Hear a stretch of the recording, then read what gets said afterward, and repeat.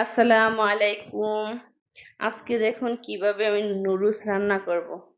এই লম্বা নুডলসগুলো নিয়ে আসছি দোকান থেকে। এখন দেখুন এগুলাকে আমি কি সহজভাবে রান্না করব। জানি না কে কীভাবে রান্না করে, আমি যেভাবে রান্না করি খাইতে খুবই ভালো লাগে, বাচ্চারা খুবই পছন্দ করে, আমি এভাবে রান্না করি। এই দিকে দেখুন একটা পানির পাত্রের মধ্যে বড় গাইসা পড়ছে, আমি পানি বসাই নিয়েছিলাম।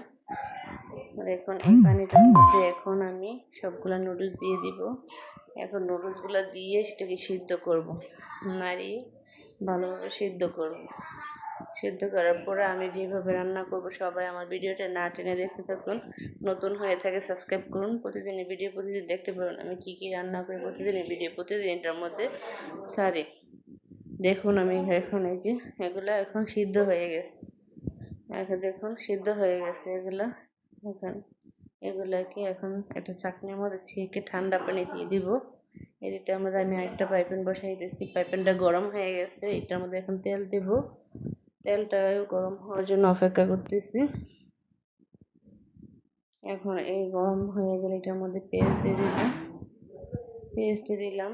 এখন দেখুন পেঁয়াজটা ভালোভাবে ভাজবো, ভালোভাবে ভেজে একদম লাল লাল কালার আসবে, তারপর নুডলসগুলো আমি দিয়ে দিব। কারণ কাঁচা কাঁচা থাকলে ভালো লাগে না, নিজে খাইতে পারি না, ভালো লাগে না, বাচ্চারা পছন্দ করে না। আমাকে লাল লাল কালার নিয়ে আসলে ওই পেঁয়াজটা খাইতে খুবই ভালো লাগে। আমি সব তরকারির মধ্যে বা নুডলসের মধ্যে সব কিছুর মধ্যে একদম লাল লাল করে কালারটা নিয়ে আসার পর তারপর এটাকে রান্না করি ভালোভাবে। বাঁচতে থেকে দেখুন লাল লাল কালার হয়ে গেছে। এখন নুডলসটা দিয়ে দিলাম। এখন সবগুলো নুডলস এখন দিয়ে দিলাম।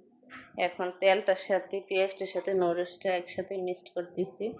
এখন এটার মধ্যে আমি সব কিছু দিয়ে দিব, একসাথে মিক্সড করে দিয়ে আমি ভালোভাবে আস্তে আস্তে ভাজতে ভাজতে একদম সবটুকু নুডলসে রান্না করব। আমি কীভাবে রান্না করি আমার সবটুকু ভিডিও না টেনে আপনারা দেখতে থাকুন।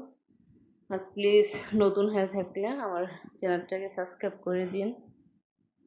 দেখুন এখন একটু পরিমাণ লবণ দিতেছি, কারণ এই নুডলসগুলোর মধ্যে একটু লবণ না দিলে টেস্ট আসে না, বিশেষ করে এটার মধ্যে মশলা কম থাকে তাই একটু লবণ দিলাম, কাঁচামরিচ দিলাম। এই যে দেখুন নুডলসটার মধ্যে যে মশলাটা ছিল ওই মশলাটা দিয়ে দিলাম। এই নুডলসগুলোর মধ্যে দেখা যাচ্ছে মশলা অনেক কম থাকে, ম্যাগি নুডলস বা অন্য নুডলসের মধ্যে মশলা বেশি থাকে, তার জন্য লবণ দিতে হয় না। কিন্তু এই নুডলসটির মধ্যে মশলা কম থাকে বিধায় আমি একটু লবণ দিয়ে দিলাম, ধনিয়া পাতা দিয়ে দিলাম। তারপর 3টা ডিম এটার মধ্যে ভেঙে দিয়ে দিব একসাথে। এইভাবে আমি যেভাবে রান্না করছি আপনারা এইভাবে সহজভাবে রান্না করে দেখেন, খুবই টেস্ট আসে, খাইতে খুবই ভালো লাগে। বড়দের হোক বাচ্চাদের হোক সবাই এটা খাইতে খুবই পছন্দ করে, আমার বাচ্চারা অনেক পছন্দ করে, তাই এটাকে আমি এইভাবে রান্না করে খাইতে খুবই ভালো লাগে। এখন এটাকে ভালোভাবে মিক্সড করব, মিক্সড করে ভালোভাবে আস্তে আস্তে নাড়তে নাড়তে এটাকে ভালোভাবে ভাজবো।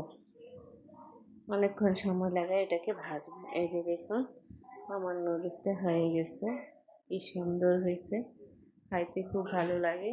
আমি যেভাবে রান্না করছি ওইভাবেই ওই সিস্টেমে রান্না করবেন, তাহলে দেখবেন খাইতে খুবই ভালো লাগে, খুবই টেস্ট লাগে।